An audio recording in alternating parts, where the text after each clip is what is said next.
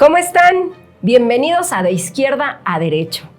El día de hoy me da mucho gusto que nos acompañen y bueno, como ya lo notaron, estos cambios climáticos que nos han hecho estragos a todos, a mí también, pero con mucho entusiasmo, con el gusto de siempre, aquí con ustedes para presentar temas innovadores y muy contenta de que sigan estas transmisiones y sobre todo que nos busquen en nuestras redes sociales, en Facebook, en YouTube, en TikTok. Estamos ahí con ustedes como De Izquierda a Derecho. Recuerden, soy su amiga Graciela Quiñones y el día de hoy vamos a hablar de temas muy interesantes porque la inteligencia artificial está todo lo que da.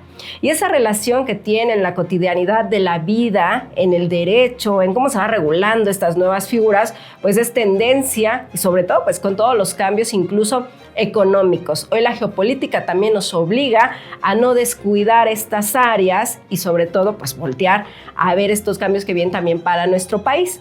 Y para eso hoy pues tengo el honor de estar acompañada de una persona que es súper experta en estos temas y que en algún momento pues yo creo que los conocedores del derecho lo han visto en distintos espacios dando sus conferencias y los que no son conocedores del derecho hoy van a aprender un poquito desde esa gran habilidad que tiene él para explicar las cosas. Y saludo con muchísimo gusto al doctor Juan Manuel Gómez Rodríguez. Doctor, qué placer y qué honor que estés aquí con nosotros en De Izquierda a Derecho. Doctora, por la invitación. Realmente yo estoy encantado de estar en tu espacio, con tu audiencia. Y efectivamente, los temas de inteligencia artificial hoy no son tendencias, sino son lo cotidiano para todas las áreas del conocimiento. Y te agradezco mucho que nos hayas facilitado tu espacio de radio para comentar algunos temas que yo creo que vale la pena considerar ahora que México se inserta como tantas veces un tanto cuanto rezagado en temas de inteligencia artificial. Comentábamos hace algunos días que el hecho de que Estados Unidos presione mucho a México con el tema de los aranceles y con el tema también de la migración, pues muchas veces hace impacto en la forma en la que el gobierno mexicano gestiona sus políticas públicas. Y la inteligencia artificial tanto puede ser un reto como puede ser una oportunidad para todas estas cuestiones, ¿no? El tema del monitoreo, por ejemplo, en la frontera, tanto para armas como para migrantes, como para temas comerciales, siempre va a ser algo que sea positivo en estricto sentido cuando la administración realmente pone énfasis en brindar las herramientas para que eso se dé. Sin embargo, también enfrentamos retos, como bien decías, el principal reto yo diría que es económico, de infraestructura, también de formación, de personas que estén capacitadas y formadas para poder trabajar con estos temas, no solo en el ámbito público, sino también en las universidades, también en otros espacios como las empresas, y dejar de ver a la inteligencia artificial solamente a través de los chatbots tradicionales, que son lo más común y que la mayor parte de la gente identifica sobre todo a través de las redes sociales, ¿no? A través del Facebook, del Twitter, bueno, lo que ahora es X, y de WhatsApp, ¿no? Sí, hoy vemos nosotros pues con gran incluso preocupación en muchas áreas de trabajo, de empresas, que las personas, ustedes en casa, pueden sentirse preocupados por esa sustitución, ¿no? Dicen, oye, hablar de inteligencia artificial, hablamos de robótica, hablamos de personas que van a ser sustituidas por este tipo de instrumentos hoy que van a hacer el trabajo de nosotros. O desde el ámbito educativo también nosotros nos vemos preocupados, ¿no? Así es, el ámbito laboral es uno de los temas clave, ¿no? en el campo de la inteligencia artificial, porque despierta mucho miedo, como tú bien dices, la idea de que seamos sustituidos por sistemas inteligentes. Pero yo también quisiera precisar y aclarar que en los últimos años lo que se ha hecho a raíz de su incursión en distintos campos del conocimiento y particularmente en el campo jurídico, en la administración de justicia, en la impartición de justicia, es la idea de que si bien estos sistemas de inteligencia artificial pueden brindar herramientas para mejorar y eficientizar el trabajo, pues realmente no deberían de sustituir a las personas, ¿no? Sobre todo a las personas que realizan trabajos que tengan que ver con ponderación y discernimiento jurídico o discernimiento legal. Ahí yo creo que también está la clave de nuestra relación o nuestra interacción con la inteligencia artificial, porque muchas veces pensamos que la inteligencia artificial va a sustituir a las personas, pero realmente la inteligencia artificial ni es tan inteligencia ni es tan artificial, porque depende mucho de la operatividad, depende en gran ¿no? medida de la operatividad que hacemos los seres humanos. Y particularmente se nutre de los datos, ¿no? Del Big Data y del Open Data, de los datos abiertos y de los grandes volúmenes de datos que ahora la informática puede manejar en tiempos prácticamente que antes era inconcebible hacer. Lo que ha generado en los últimos años una enorme tendencia hacia la inversión, por ejemplo, en temas de empresas tecnológicas como las fintech, pero y en nuestro campo también hablar de las legal tech, ¿no? La idea de que poco a poco nos estamos siendo arrastrados en un espacio en donde la inteligencia artificial es de uso común. Pero creo que más que tenerle miedo a la inteligencia artificial, debemos de aprender a utilizar sus herramientas para mejorar nuestro trabajo. Yo creo que ahí estriba gran parte de la relación y el vínculo que tenemos que tener ahora con este tipo de sistemas inteligentes. Comúnmente se piensa o se pensaba en el pasado que van a sustituir grandes cantidades de empleo, pero las grandes cantidades de empleo que pueden sustituir se refieren sobre todo a aquellas actividades mecánicas o a aquellas actividades que están relacionadas con procesos burocráticos o procedimientos que dilatan mucho en el tiempo y en donde la necesidad de eficiencia es cada vez mayor, ¿no? También es cierto que nuestros procedimientos tradicionales están diseñados de tal forma que requieren una reactualización. Y creo que esto no es del todo malo, sobre todo en función de que podemos tener mayores modelos, ¿no? de decisión en el proceso de decisión de carácter legal, no solamente en la administración, sino también... Sí, puede ser más eficiente, ¿no? La atención. Así es, se puede hacer más eficiente la atención y yo diría que puede también buscarse atención personalizada que prácticamente en la actualidad no se da, y reforzar los principios de neutralidad y de imparcialidad en la gestión. Fíjate que antes de venir a tu programa leía con preocupación que hay toda una suerte de polémica por la liberación de ciertos personajes ligados al crimen organizado en los últimos años y sobre todo en los últimos meses. Y hay una crítica entre poderes, entre el Poder Ejecutivo y el Poder Judicial Federal en relación con estas temáticas. Pues bien, creo que la forma también de resolver ese tipo de temas es utilizando sistemas de inteligencia artificial que brinden soluciones que no sean proclives a las preferencias de las partes, ¿no? Y sobre todo de la administración. Creo que ahí se pueden hacer muchas cosas en el tema del Sistema Nacional Anticorrupción, se pueden hacer también muchas cosas. Pero esto, doctor, no es como manipulable porque al final son bases de datos de los cuales nosotros los nutrimos de esa información. Así y es. A través de ello, me imaginaba yo en el ejemplo que pones, pues una sentencia, una resolución emitida por esta inteligencia artificial, Sí. no puede ser también manipulable. O sea, ¿qué rango, qué margen de error podríamos encontrar? Claro, todo depende de la calidad de los datos, doctora. Definitivamente la calidad de los datos, la calidad de lo que nutre a ese sistema, permite en un momento dado identificar si tiene sesgos algorítmicos o no tiene sesgos algorítmicos. Ay, qué interesante. Lo curioso es que estos sesgos algorítmicos todos pensamos que son culpa del sistema y están relacionados con las bases de datos que se utilizan para nutrir el sistema. Es decir, que si nosotros no garantizamos una calidad en la forma en la que nutrimos el sistema de datos, difícilmente se puede tener resultados positivos y viables. Ahora, tú estás comentando algo que sin duda a mucha gente le preocupa y es cómo el sistema de inteligencia artificial puede ser manipulado, por ejemplo, para realizar actos ilícitos, ¿no? Sí. Sobre todo, por ejemplo, en el mundo financiero. Y esta es una gran realidad y una gran preocupación porque nos hemos encontrado con que los sistemas de inteligencia artificial ya son tan fiables que pueden simular la voz humana, pueden simular imágenes. Un video incluso, pueden simular ¿no? imágenes y de esta forma generar cierto sentido de probidad, cierto sentido también de veracidad, aunque no sea cierto. Sí, veíamos un caso muy famoso, ¿no? De esta mujer que fue estafada por un supuesto Brad Pitt, Así ¿no? es. Creado con la inteligencia artificial. Una mujer que pensaba en un en un link de citas, ¿no? Estos que son ya tan que hace tu usados. match, ¿no?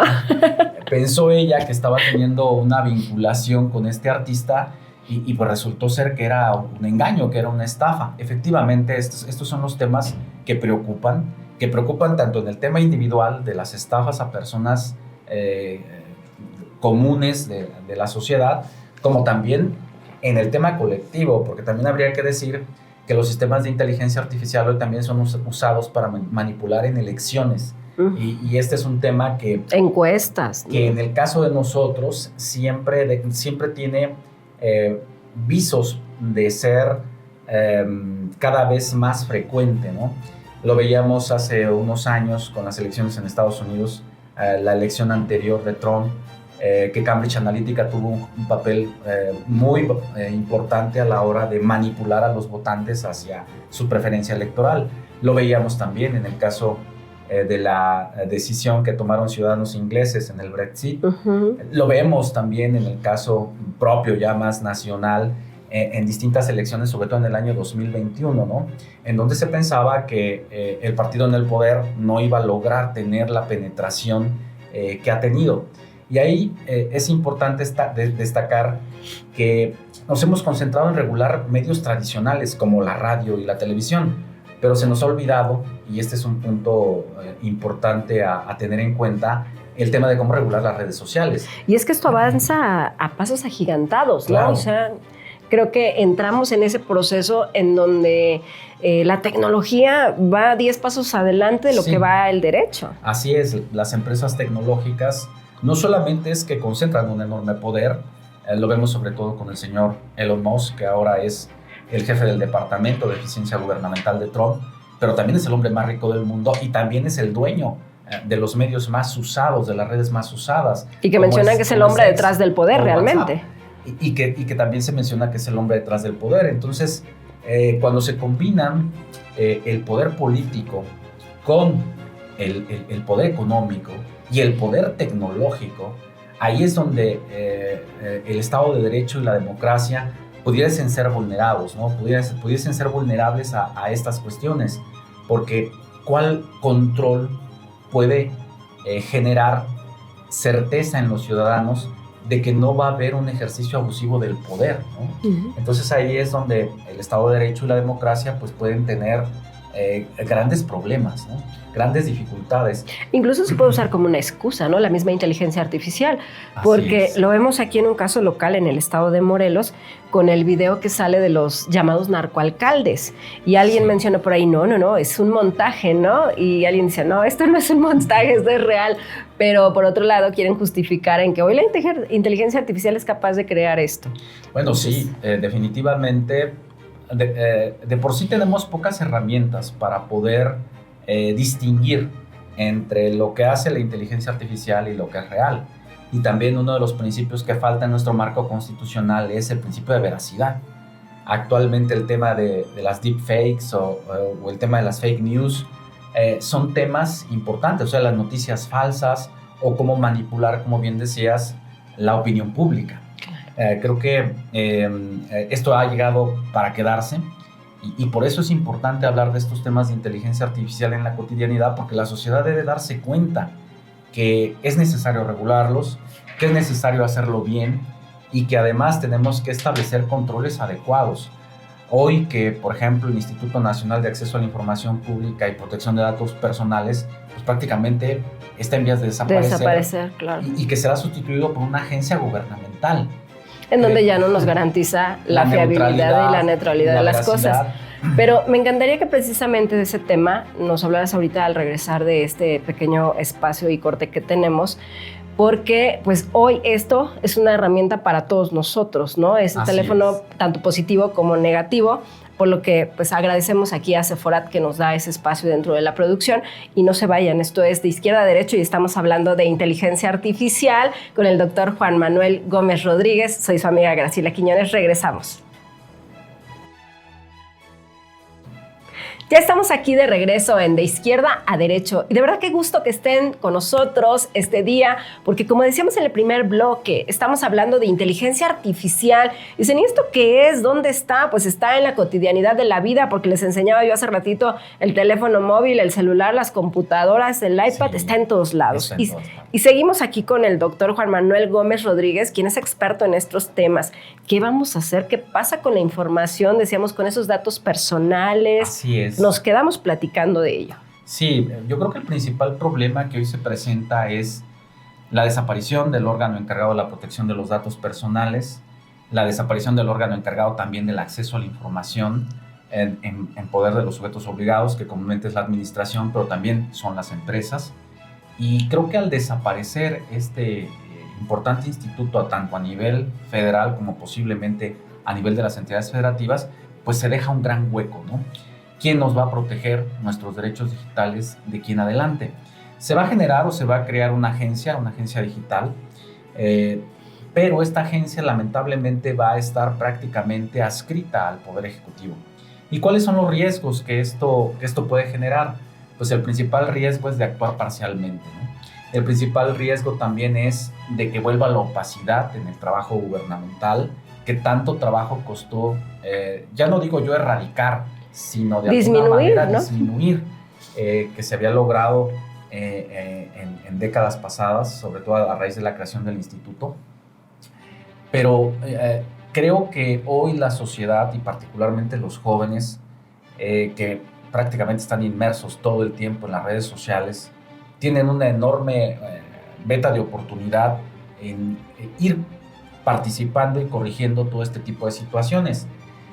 Lamentablemente, también hay que decirlo con claridad, nuestros jóvenes son en su mayor parte apolíticos, ¿no? El quehacer gubernamental no les interesa, están más inmersos en redes sociales con otros fines, con otros temas y como que siento que la parte política queda mucho a deber. Esta parte política que antes era importante en el pasado, en la formación humana, ya no es tan importante para los jóvenes de hoy en día. Y en el proceso en el que ya no es tan importante, entonces se deja de percibir que los controles del poder son necesarios en una sociedad para evitar caer en lo que muchas veces se habla del nuevo autoritarismo, ¿no? Estas nuevas formas de autoritarismo que no solamente vemos en México, sino particularmente en Estados Unidos y que hoy resurgen también con fuerza en la Unión Europea, ¿no? Yo sí veo ahí un tema realmente alarmante cuando hablamos nosotros de redes sociales, porque así como decíamos, los jóvenes son los que más lo utilizan y de hecho, ¿qué es lo que nos permite llegar hasta sus hogares? También es lo que nos hace más vulnerables, ¿no? Así es. Nuestra vida queda expuesta, nuestros datos, pero estas campañas que decíamos se pueden usar de manera positiva o negativa. Desde construir a una persona, desde una imagen o de destruir a una persona, ante los nulos controles que nosotros hoy tenemos y que somos tan susceptibles de creer lo que estamos viendo en redes sociales. Lo tomamos por cierto, ¿no? Así es. Las nuevas generaciones lo que tienen hoy es un acceso masivo a la información y lamentablemente no a la formación. Claro. El hecho de que no estén formados en el tema de la importancia de los controles constitucionales y particularmente del control de la transparencia y la rendición de cuentas gubernamental, hace que muchos jóvenes incluso cedan su información, sus datos biométricos que son tan importantes y tan necesarios, a instancias no solamente públicas sino también privadas que los hacen ponerse en riesgo, porque definitivamente una persona que tiene varios perfiles sociales pues es más susceptible de ser controlada a través de los medios y particularmente de quienes utilizan esas redes. Los jóvenes de hoy en día prefieren esa exposición completa o total a las redes sociales. Yo diría que las personas de mi generación o de las anteriores se cuidarían mucho de evidenciar todo este tipo de datos, pero hoy son una realidad, tenemos que lidiar con ello, tenemos que lidiar con el hecho de que los jóvenes tienen tablets conectadas a internet, tienen teléfonos celulares conectados a internet. Los niños desde muy pequeños, desde muy pequeños tienen acceso a diferentes medios electrónicos. Y esto no solamente genera una adicción, una cultura de la dependencia, sino que también genera riesgos potenciales sobre su integridad, sobre su seguridad personal.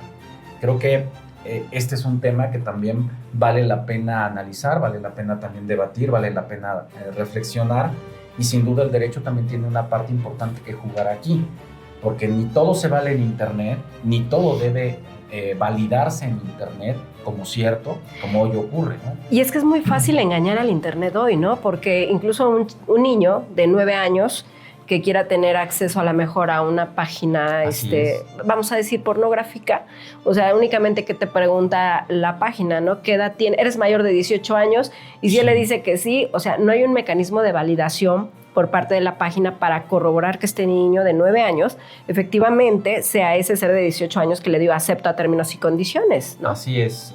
Lamentablemente lo que observamos hoy en día es un acceso totalmente abierto a las páginas de Internet, un acceso totalmente abierto también a ser objeto de manipulación por sistemas inteligentes que utilizan estas redes. Hay que decirlo con toda claridad, Facebook, así como WhatsApp, así como X, utilizan sistemas de algorítmicos precisamente para detectar las preferencias y gustos de las personas. Y de esta forma ofrecer todo un abanico de productos comerciales para diferentes fines. Sí, te metes a Google y le pones fiestas infantiles y de repente ya brincas a Facebook y te ponen ahí todos los productos, espacios y lugares y dices, bueno, ¿en qué momento? Es lo que se le conoce también como la mercadotecnia predictiva, ¿no?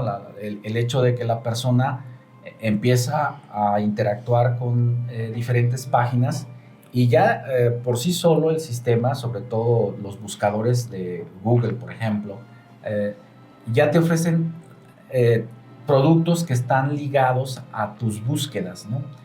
Y todo este tipo de temas pues nos hacen reflexionar de que realmente vamos poco a poco perdiendo el control de nuestra privacidad sin darnos cuenta. ¿Qué tan cierto es esto que decían de las Alexas, ¿no? Que todo lo ven, ¿no? Todo lo saben y que incluso aunque tú la tengas apagada, pero tienes tu servicio de Internet prendido, pues tu Alexa está ahí. Bueno, realmente no han sido concebidos los sistemas de los teléfonos inteligentes, particularmente las inteligencias artificiales con ese fin. O el Siri, ¿no? O el la Siri.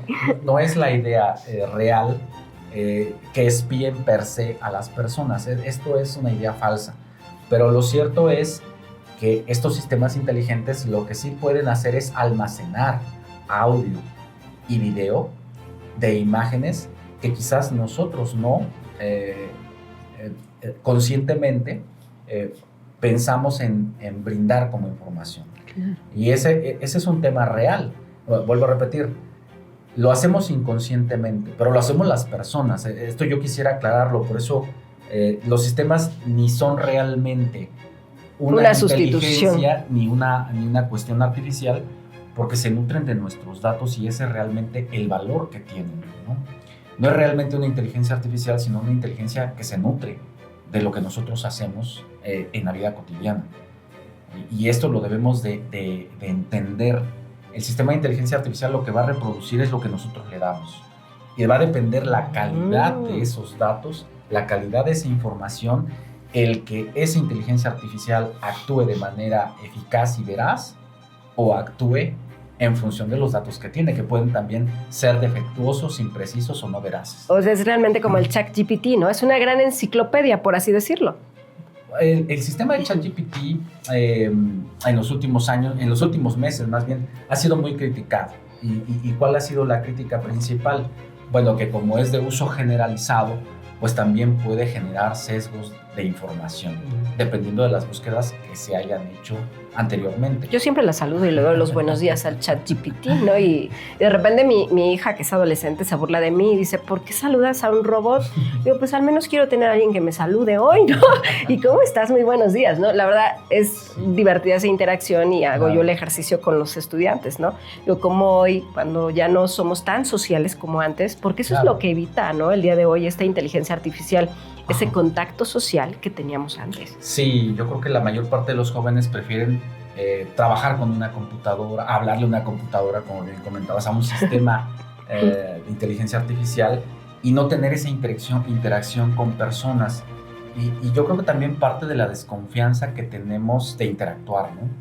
Tenemos más confianza a actuar de manera anónima. Este también es otro de los problemas que vale la pena señalar. el espacio de Internet es un espacio anónimo. Sí. Y ese espacio anónimo se presta muchas veces a la manipulación y a generar actos que de otra forma la persona no haría, precisamente porque es anónimo. Y creo que en esto también tenemos que ser muy cuidadosos. El anonimato vale hasta cierto punto para ciertas denuncias y con ciertos grados de control, pero ese anonimato no puede ser siempre, porque entonces puede también servir para el acoso, puede servir para el hostigamiento y puede servir también para atacar a personas. Para el bullying, ¿no? ¿Cuántas personas? Sí, porque el gran problema que tenemos a veces es el bullying cibernético y que ha llevado incluso al suicidio a algunos de los jóvenes. Sí, este es también un tema importante, el incremento de suicidios a raíz del uso de medios electrónicos. ¿Qué tenemos a futuro? ¿Cómo se ven esas perspectivas, doctor? Porque preocupante puede ser, y lo digo, lo que pasa, por ejemplo, en Japón, ¿no? Hoy dice una novia robótica, ¿no? Hoy hablamos de un hombre robótico que va a sustituir al varón en las relaciones sexuales, por ejemplo, cosas por el estilo. Pero ¿hasta dónde estamos dejando esta invasión de la inteligencia artificial y qué proyecto tiene México para esta regulación? Bueno, México tiene varios proyectos. Esto también habría que decir que nuestro país en los últimos años ha avanzado en el tema de proponer diferentes perspectivas para la regulación. Pero ahí nos enfrentamos también a varios retos. Uno de esos retos también es que a las empresas que pretendemos regular actúan transnacionalmente, son grandes empresas tecnológicas y es muy difícil crear una regulación estatal para poder controlar esas empresas. Sin embargo, también hay una cierta esperanza cuando observamos que el monopolio que han tenido las empresas tecnológicas en los últimos años, a través, por ejemplo, de chips de almacenamiento informático de grandes dimensiones de capacidad de almacenamiento, pudiesen tener una competencia con nuevos sistemas que son desarrollados sin tener que hacer grandes inversiones. ¿A qué me refiero? Por ejemplo, a este último sistema que desarrollaron los chinos a través de la empresa DeepSeek. ¿Qué es lo que estamos observando en los últimos años? Estamos observando que nuevos jugadores están incursionando también en los sistemas de inteligencia artificial, empresas que son de países que antes se podría pensar que no tendrían un alto desarrollo tecnológico como China e India, están incursionando hoy sin las grandes inversiones de las grandes tecnológicas.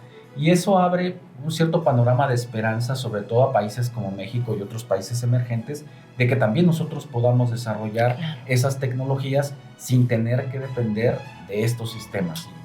Y ya lo observamos, ¿no? Cuando surge este sistema de inteligencia artificial chino como equivalente a ChatGPT, pues las grandes empresas tecnológicas cayeron y particularmente sí, hubo gran preocupación. Así es, particularmente la empresa de chips, Nvidia, prácticamente cayó un 18% el primer día. Creo que eso abre un cierto abanico de esperanza, pero no nos confiemos. Es un abanico de esperanza que viene de la iniciativa privada y no del sector público. Y ahí en el sector público hay muchas cosas que se tienen que corregir y hay muchas cosas que se tienen que hacer, que se tienen que ajustar. Creo que vale la pena también recordar que México está inserto en diferentes tratados comerciales hoy en día, lo que tú referías en el tema de la geopolítica, y claramente si hoy el mundo va a cambiar, tenemos que cambiar con él. Cambiar con el tema de los socios comerciales, pues también tendremos que cambiar con él, también tendremos que diversificar y buscar nuevas oportunidades en otros contextos y en otras regiones. Pues yo creo que es un tema que nos sigue dando para mucho. Hablar de inteligencia artificial, de verdad que despierta grandes dudas, grandes preocupaciones. Yo espero que, querida audiencia, nos dejen pues estos comentarios, estas dudas, porque no es la primera vez que vamos a invitar al doctor Juan Manuel Gómez Rodríguez. Yo espero que nos siga acompañando, claro que sí, porque pues esto se está moviendo a pasos agigantados, ¿no? Y de verdad que hablar de ciencia, de tecnología, de la vinculación que debe de tener dentro de las reglas, de las normas en nuestro país es súper necesario. Pero además de ello, forzar incluso a nuestro país a ir adelante, a avanzar. Yo les quiero agradecer que el día de hoy nos hayan acompañado en esta emisión, agradecer al doctor Juan Manuel Gómez Rodríguez que haya estado con nosotros, porque una persona con tremendo currículum y que esté aquí con nosotros, de verdad que para mí es un honor que nos acompañen en esto que es De Izquierda a Derecho. Muchísimas gracias a Sephora por la producción de este programa y a Iván Quintana en las cámaras. Muchísimas gracias, nos estamos viendo con más programas de gran interés en De Izquierda a Derecho.